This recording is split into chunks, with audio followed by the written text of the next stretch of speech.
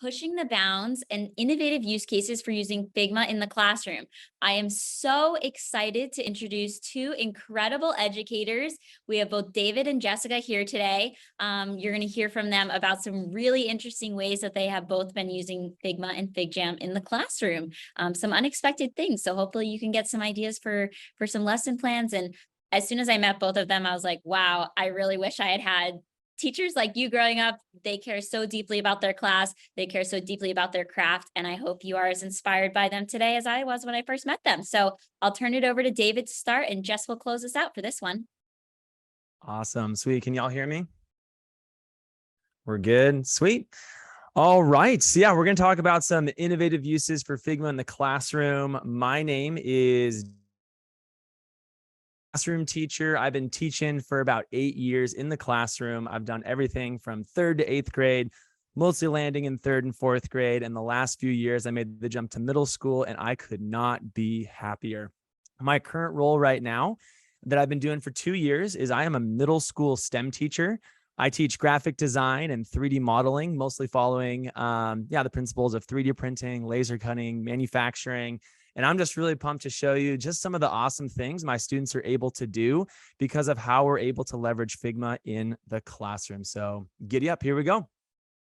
You're going to be hearing a couple different through lines in my presentation. One of them is how I like to use constraints in my classroom. Oftentimes, constraints lead to collapse. You'll see on the left-hand side, that could be a collapse in creativity, a collapse in culture. A lot of people, when they're given constraints, they kind of freeze up. But I like to use constraints as a way to teach students ways to be creative, to be resourceful, and to ultimately lead to connection.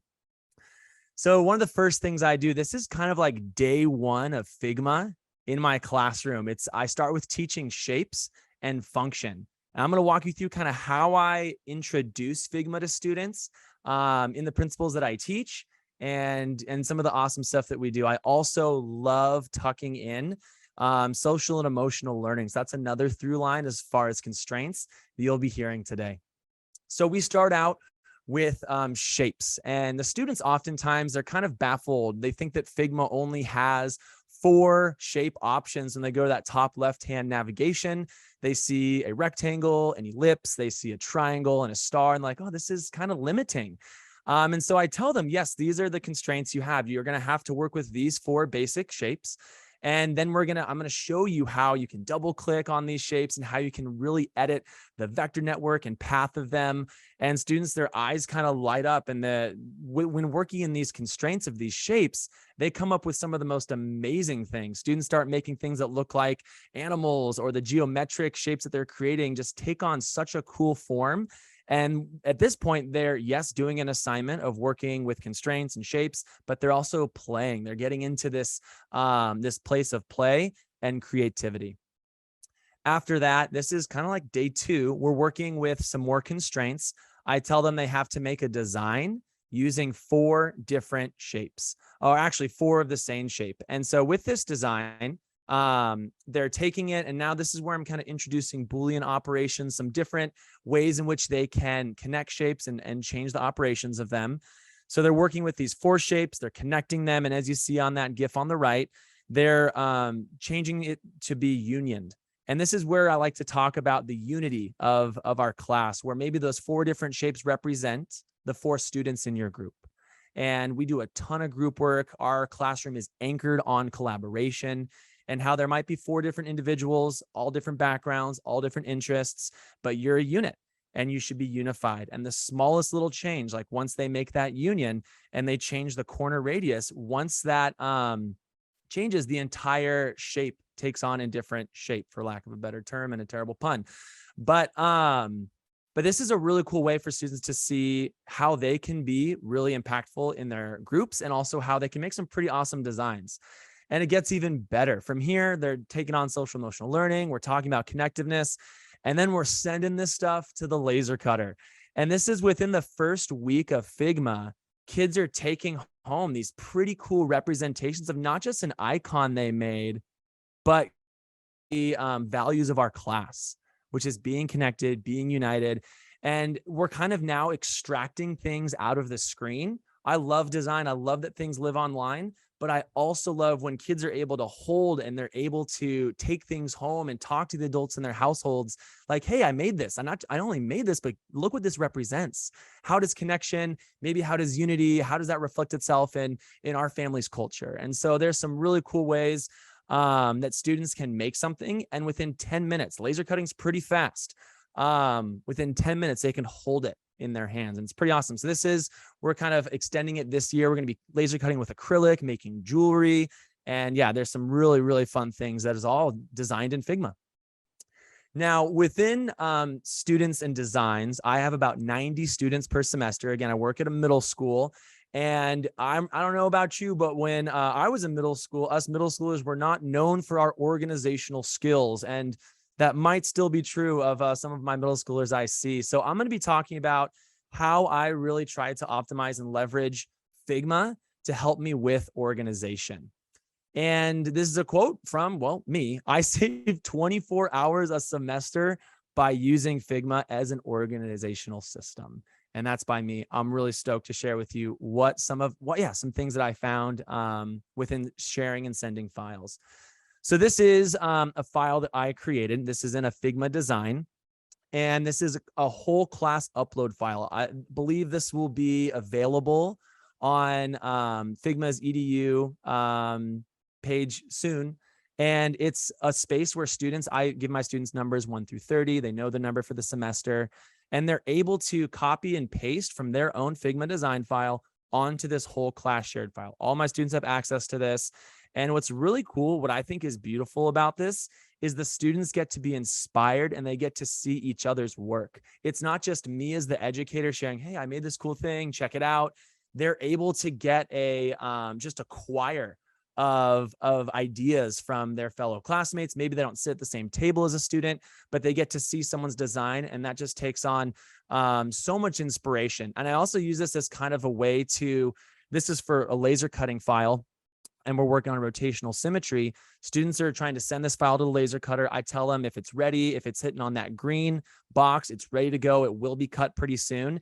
If it lands anywhere in the red or the orange, they got some work to do. And then they can have discussions with one another. Hey, Mr. Curran, he put mine on the approaching section. What do you think it is? And kids are now trying to solve problems together and not just sending me emails and trying to figure it out just between student-teacher interaction.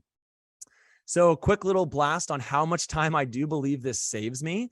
So I can manage my files without Figma. It takes me about 24 hours a semester. It's not crazy. That's about an hour here, half an hour there, 15 minutes before class starts, extracting files from emails, getting files from our classroom management system.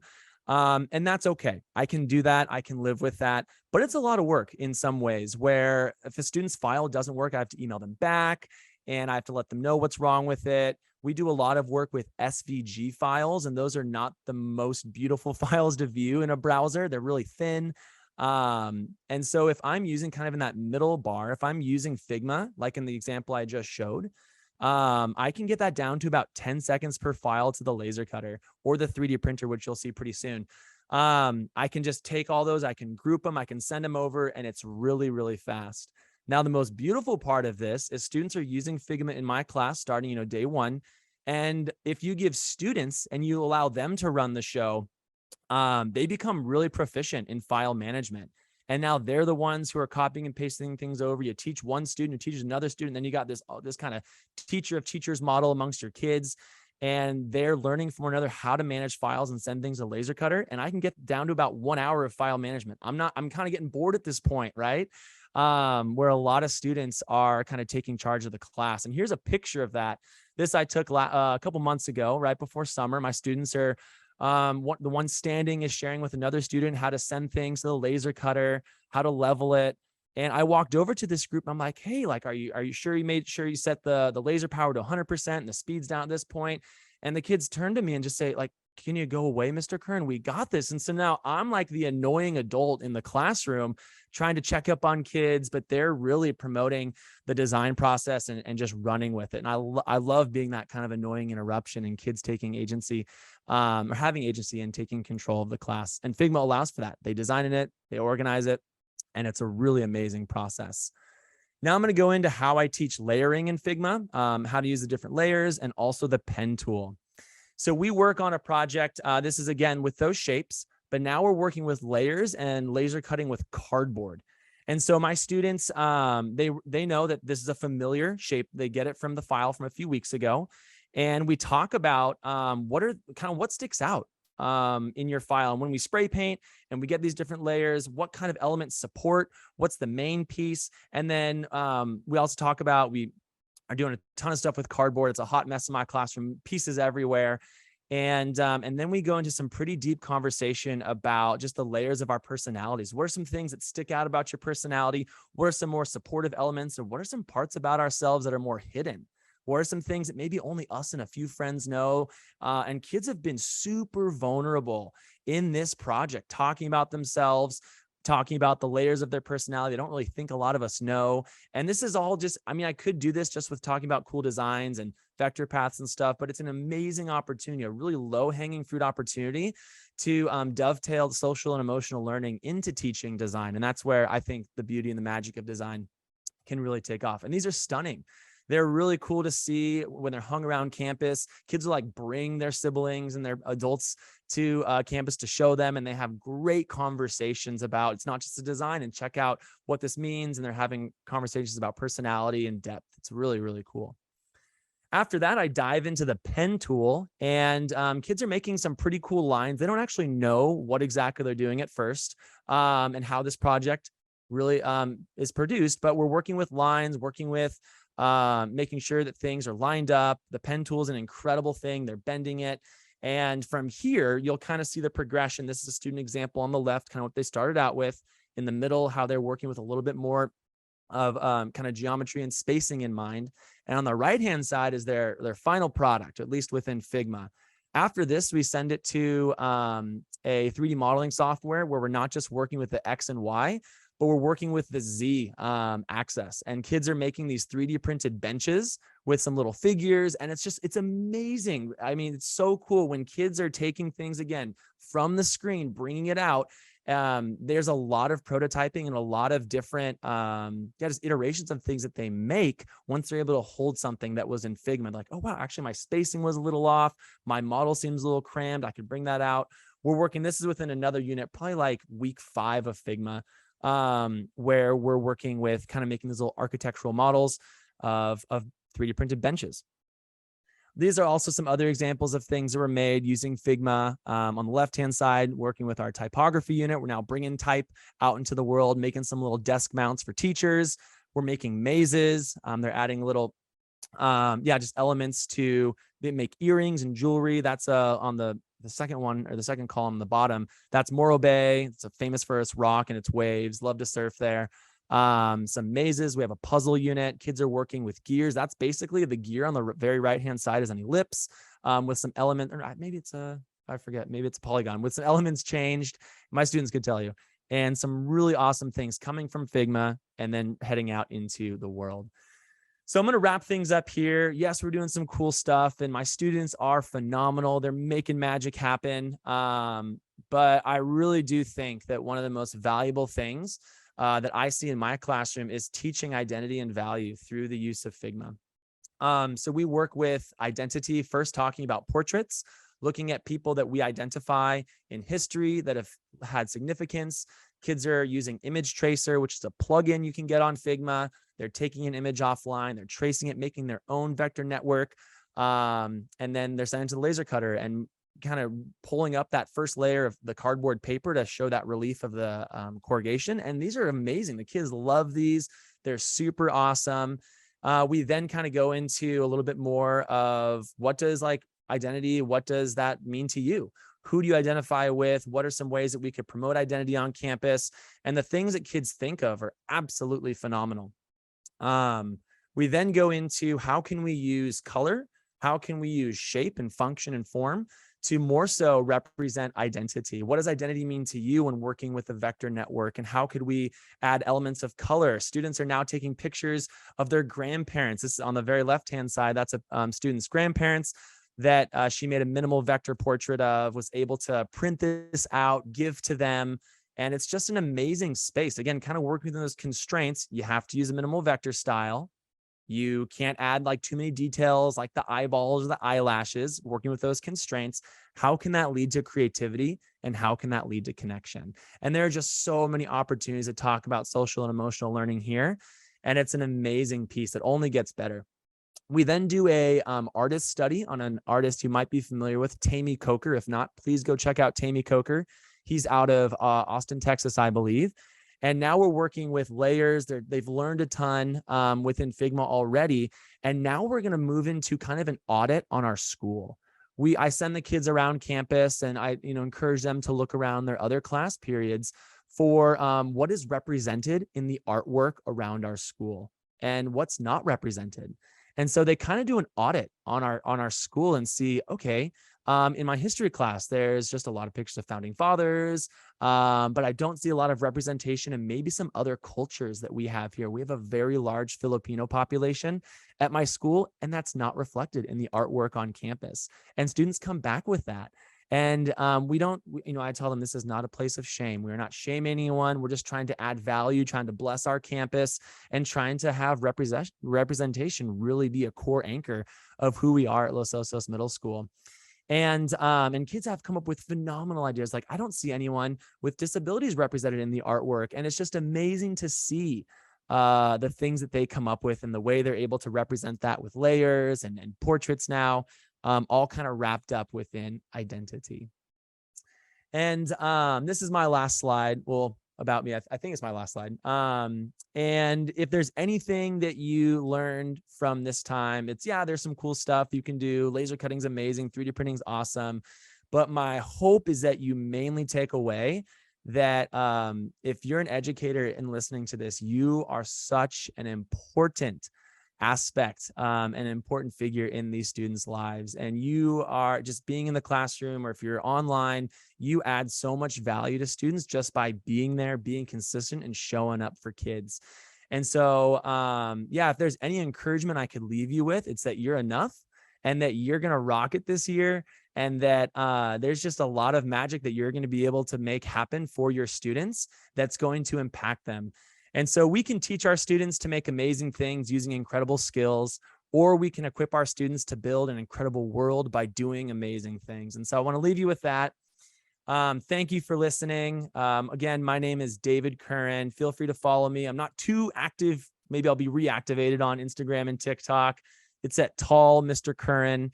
And love to connect with you. Please reach out. What is mine is yours. If I don't have like super organized like Christy, like modules and lesson plans, but I got some, projects. I would love to share it with you. Thank you so much. And we're going to be hearing up next from Jess, who's going to share some pretty awesome stuff for uses of Figma in the classroom. Thank you, David. That was amazing. I'm so inspired by your presentation. All right, give me a second to share my screen over here. All right. Okay, can you see it? We good? We good to go. Awesome. So, hello everyone. I'm Jess. I'm an educator here in sunny Los Angeles. I have taught kindergarten and first grade for 3 years, and I also tutor older students, middle school and high school students. I love playing around with ed tech, as you can kind of see, and that's kind of how I first stumbled across Figma. And my favorite subject to teach is writing. So going back to the basics here, the way you introduce a student to writing is with a lot of step-by-step modeling, a lot of visuals with these graphic organizers. And I noticed when I was trying to teach my older students how to write, they were kind of just winging it. So I thought about how can we use these, basic techniques to help students translate their awesome ideas into organized and structured writing. And that's kind of where Figma comes into play. I came up with this concept called Figmifying. So that's to kind of build off of these tried and true teaching techniques that we all know and love and innovate them using Figma.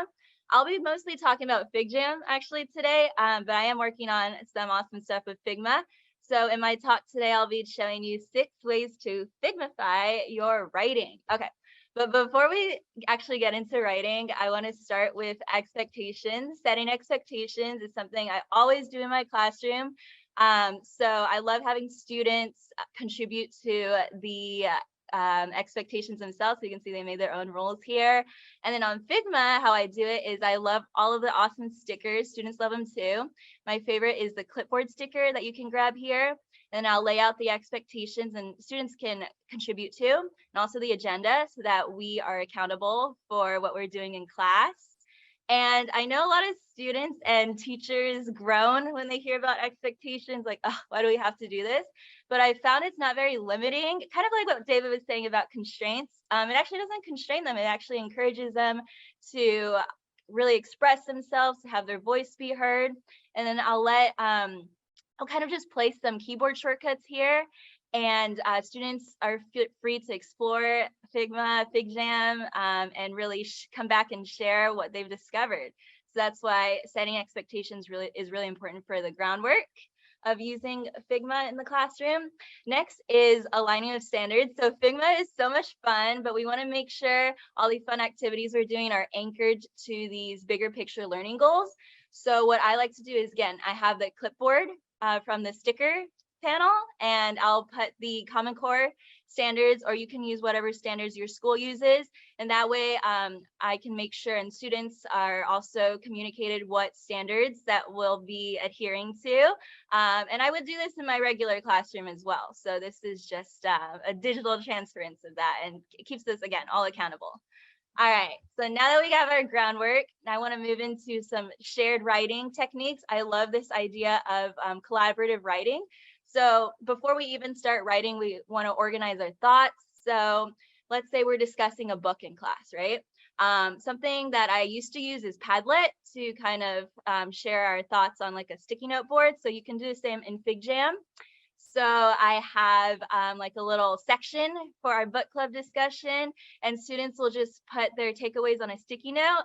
And what you can see here is there's a really cool interplay. Some students are copy and pasting the quotes from the PDF version of the book.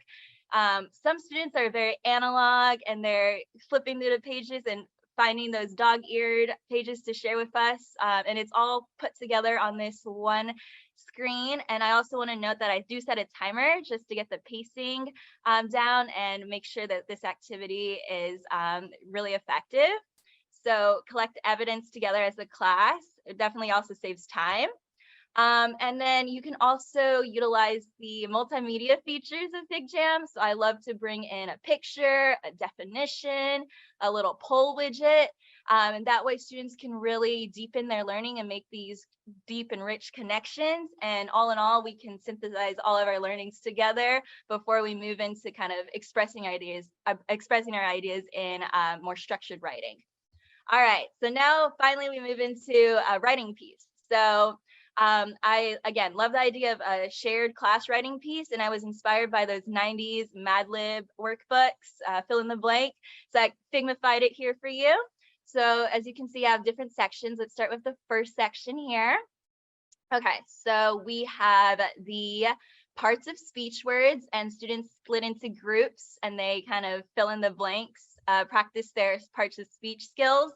Then after that's done, we move into the actual, you can see it's hidden here, but now we reveal the Mad Lib paragraph, and they drag in their parts of speech, and then we'll read it out as a class, and students can really see modeled for them like a standards aligned paragraph with an introduction, detail sentences, and conclusion. And it really helps them visualize what's expected of like high quality work in a really fun way.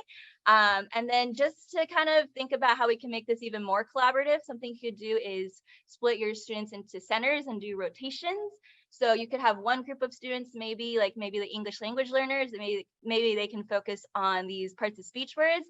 And then another group of students could craft this paragraph of blanks. And then at the end of class, you can come together put all the puzzle pieces together and really be proud of the classwork. And you can also, again, bring in that multimedia. So I think they ended up writing about Toronto or something, Australia. So they got in some pictures. They were playing with washi tape and kind of expressing themselves on here. So this is a really fun exercise. I will share this template with you later on. Okay. Next, I want to move in. We did like a little body paragraph. I want to move into a more complete essay outline and how you can Figmify that. So the return of the clipboard.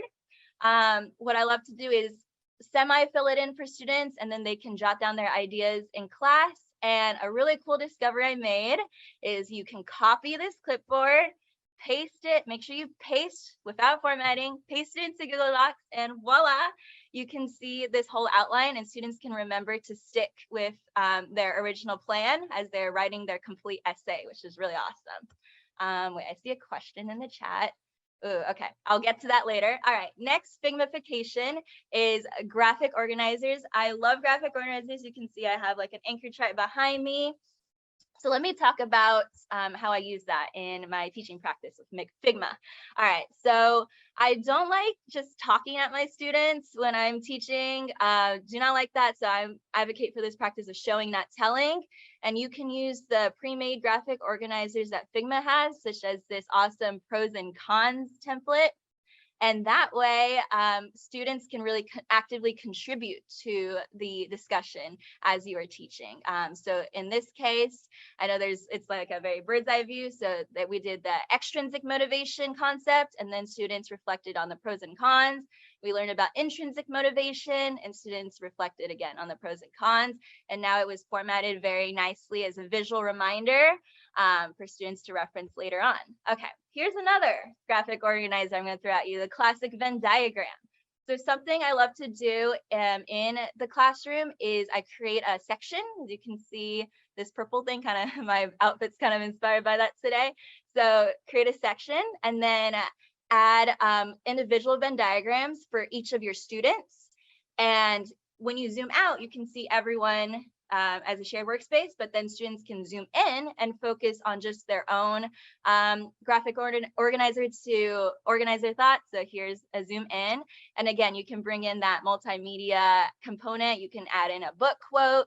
You can hyperlink your source, which will come in handy later when you're actually writing your essay. You can add pictures to remember what you were trying to describe. So this is really great. And then last thing I wanted to point out is you can add the connecting arrows. That's the connector feature on Figma.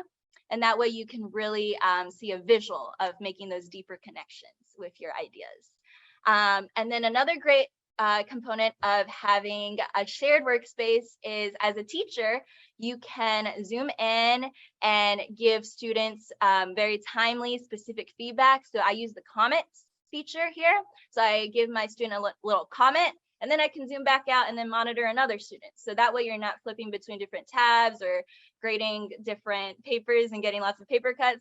Everything's in a nice workspace. And as David was saying, it definitely saves a lot of time and it benefits the students as well. All right, another graphic organizer I'm going to throw at you. I know a lot of English teachers love the races template for body paragraph writing. So again, this at first glance, it's a very standard, like fill in the blank, you restate, answer, cite, explain, sum it up. But with FigJam, you can also give students some little scaffolds. So what I love to do is, since I teach a lot of English language learners, I give them some sentence stems. So I just have them on the side. So students are doing their independent work. And if I can't check on them right away, they can use these sentence stems. I blew it up right here so you can see it. So they can reference these sentence stems for some guidance on how to get started and defeat that writer's block. Okay, so my last Figmification to share with you today is narrative writing. So I love teaching narrative writing because students can really have the creative freedom. So on the left-hand side here, you see this typical handout. You give students like, here's what a narrative plot looks like. For FigJam, I encourage students to mix it up a little bit. So I will share this template later, but I did a little demo here. So again, with the connector tool, you can add like a prologue with a flash forward to your plot, and you can rearrange all your different plot points, and you can really see how it's visually mapped out. So that's really been helping my students see the whole scope of their story as they're crafting it. I believe this student is writing some Selena Gomez fan fiction, so good for her. All right, next is Hero's Journey. This is another popular narrative writing template. So I tried to teach it on Zoom during the pandemic, and it worked, but it was a little bit fickle because, as you can see, there's a lot of spillage. You can't really zoom in. So on FigJam, it's really helpful because students can see all 12 steps of the hero's journey process, and they can zoom in to focus on a specific step, like crossing the threshold, and they can go back and edit. They can collaborate. This is also great if you are doing some critical reading. Maybe you're reflecting on a book like Game of Thrones and you want to map everything out. This is really great for discussion and also for students' own writing as well. All right, so I threw a lot of stimuli at you with techniques and templates, and you're wondering, how do I get started? So I actually did not start from scratch. What's great about Figma is you can remix a lot of the templates available in the community section. And an example of that is I took this star template, which I believe is used in interviews, like for answering interview questions, and I remixed it to be that races template I showed you previously. And definitely think about how you can accommodate to your students' needs, like me adding the sentence stems. And if you have any ideas about that, feel free to share. I'm always trying to improve my practice. Another example would be I believe Figma's user persona template for like UX design. I transformed that into a character profile for my students to use, and they love it. They make the fake ID. They can really think about the whole living and breathing character behind the story they're writing. So it really helps them bring their stories to life. So you can find my templates here. I'll be adding more soon too. Check it out. And I would love for more educators to join the community section so we can all collaborate. And in this collective space, kind of just like riff off of each other's practices and really create something truly innovative. So thank you so much for listening to my talk today. And thank you again to the Figma for Education team for putting this all together. That's it for me. Thank you.